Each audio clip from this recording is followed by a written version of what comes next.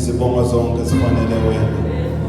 UnguJehova uNkulunkulu obekhona izolo khona namuhla omile kuze kube kunaphakade. Baba wethu namandla onke unguJehova igama lakho umila uguquki wazi konke. Pray, Heavenly Father, in the name of Jesus. Hallelujah. Singahlala phansi bazalwane egameni likaJesu. Right, ngizocela nje ukuthi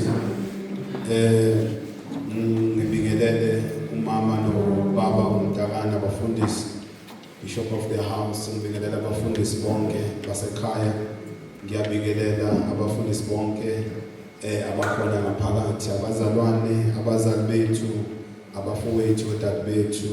I greet you all, abantwana bethu, our youth in Sunday school. Ngiyabingelela nonke egameni likaJesu waseNazaretha. Amen.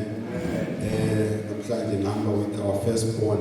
Ngiyacabanga ukuthi okokuqala-ke naye empilweni yakhe e-acknowledge-wa, ngibingelele nengihamba naye uwandile uVuyo wakahlomuka. Amen. Hallelujah. Before I go to our sermon for the day, I've got the weight for us, for this Mntakane. I've got the weight for you, Mama and Baba Mntakane. I've got the weight for the church. Izwi likaNkulunkulu uma ngabe sifunda incwadi kaIsaiah 54 verse number 1 to verse number 4 lithi jabula nawe oyinyumba nawe ongazange uzale. God is taking us to the next level if we get here, I've got the weight. It's just to pass these weights, these remarks. Isaiah 54, verse number 1 to verse number 4. Lithi jabula wena oyinyumba, wena ongazalanga. Uqhumuke ngokuhlabelela, umemeze wena ongabanga namhelo. Ngokuba abantwana bakho boyisikhwebu baningi kunabantwana boyindoda, usho uJehova. Amazwi noma mangikhuluma nebandla engifisa ukuthi siwabambe kakhulu, izwi likaNkulunkulu lithi stretch your tents, lithi yenza itende lakho libe banzi. Alisho ukuthi bheke izathu ukuthi uzolenzelani, kodwa uNkulunkulu uthi asenze itende lethu libe banzi. Uma ngabe ngithi I've got the weight for us as the church, uNkulunkulu is taking us to the next level yokuthi asingabuki ngalendlela esibuka ngayo, kodwa sibuke ngendlela uNkulunkulu abuka ngayo.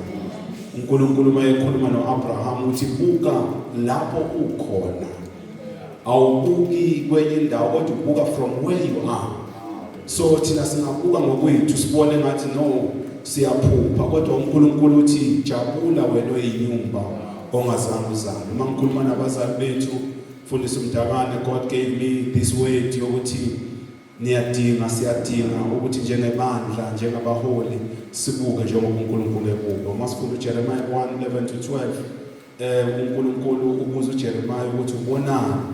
Uthi ngibona an-almond tree. uNkulunkulu uthi ubone kahle. Ngifisa ukusho Mfundisi Mtakane ukuthi asingabuke ngokwethu kodwa sibuke ngokukaNkulunkulu. uNkulunkulu uzokwenza ngamandla akhe, ngendlela yakhe, ngesikhathi sakhe, hayi ngokwethu. So uma sibuka ngokukaNkulunkulu kusho ukuthi we need ukuthi manje sibhale phansi whatever uNkulunkulu esimkholelwa kona. Kuyenzeka kwesinye isikhathi sibhale phansi izinto nathi qobo lwethu siyabhala, siphinde sicabanga ukukhansela ezinye zezinto ukuthi ngathi sesiyaphupha. uNkulunkulu uthi asibhale lokho esikuphuphayo bese sibona njengoba uNkulunkulu ebuka. Thina kungenzeka ukuthi sibuke high rate unemployment, angisho ukuthi khona la indlela isicabanga ukuthi izinto angeke zenzeke, kodwa ngokukaNkulunkulu, uNkulunkulu akadependi kubantu ukuthi they are employed or not employed. Uma ngabe sima ezweni likaNkulunkulu, uNkulunkulu uyalimela izwi lakhe. So yiloko bengifisa ukusho. Ngaphezulu kwaloko uma sifunda uJeremiah, uNkulunkulu kuJeremiah 1 verse 9 to 10 uthi lithi izwi likaNkulunkulu, uNkulunkulu wabeka isandla sakhe emlonyeni wami, wayesethi ngibekile amazwi ami emlonyeni wakho. Wasekutshela izinto ezintathu okumele uzenze. Wathi uNkulunkulu, wena you are able to uproot and tear down, whether you are able to destroy and overthrow, whether you are able to build and plant. You are not building on your own strength, but ngamazwi uNkulunkulu awabeke emlonyeni wakho. Uma ngabe ngithi we are moving to the next level, kusho ukuthi we need ukuthi ukukhuluma kwethu kufakazele ukuthi siyabona lapho siyakhona.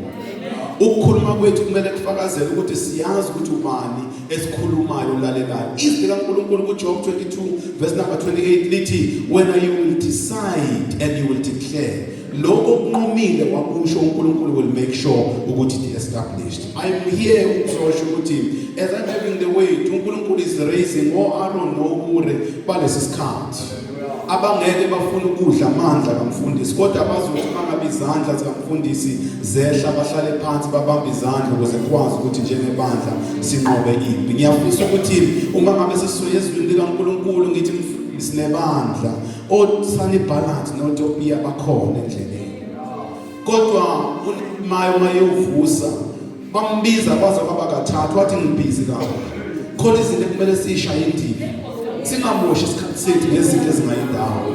uNkulunkulu if sithi uNkulunkulu is taking us to the next level, bazokhuluma abakhulumayo kodwa thina sibheke kuJehova, sihamba noJehova, and uNkulunkulu uyalifeza izwi lakhe, uNkulunkulu uyalimela izwi lakhe. Those are the ways ebengifisa ukwadlulisa ukuthi uma ngabe sihamba asinga waste energy yethu ngabantu abangeke basisize ngalutho, kodwa sibheke uJehova.